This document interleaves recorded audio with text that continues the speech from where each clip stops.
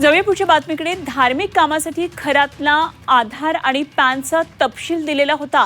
आधार पॅनचा गैरवापर करून बोगस खाती उघडली। ईडीच्या चौकशीमध्ये प्रतिभा चाकणकर यांनी हा दावा केलाय। या खात्यांमध्ये नॉमिनी म्हणून स्वतःचं नाव दिलं आणि समता नागरी सहकारी पतसंस्थेतल्या मनी लॉन्ड्रिंग प्रकरणात ईडीनं फास अधिक घट्ट केलेला आहे। तेव्हा राज्य महिला आयोगाच्या माजी अध्यक्ष रुपाली चाकणकर यांच्या भगिनी प्रतिभा चाकणकर यांची ईडी कार्यालयात 8 तास चौकशी झाली आणि यामध्ये प्रतिभा चाकणकर यांनी काही खळबळजनक दावा सुद्धा केलेला आहे। आणि या संदर्भात आणखी सविस्तर तपशील जाणून घेऊया। आमचे प्रतिनिधी योगेश खरे सध्या आपल्याबरोबर नाशिकमधून जोडले गेलेत। योगेश, आधार पॅन कार्डचे तपशील धार्मिक कामासाठी खऱ्यातला दिलेले होते। त्यांच्या मुलाचे, चाकणकरांच्या मुलाचे पॅन कार्ड दिलेले होते असं सांगितलेलं आहे आणि ह्याच कागदपत्रांचा गैरवापर खऱ्यातनं केल्याचं कळतंय। काय काय नेमके या संदर्भातले तपशील पुढे येतात?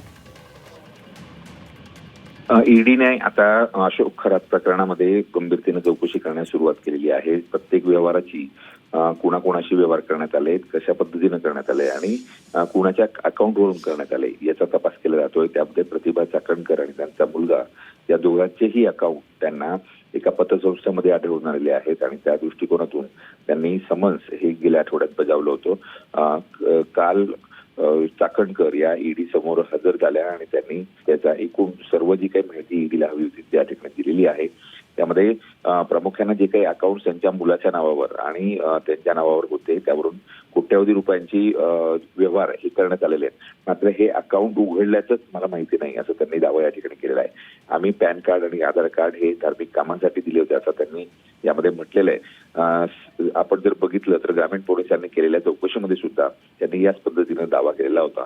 त्यामुळे एकूणच खरोखर हे त्यांच्या अपरोक्ष झालेला आहे की त्यांना माहिती आहे याचा तपास आता ईडी करते।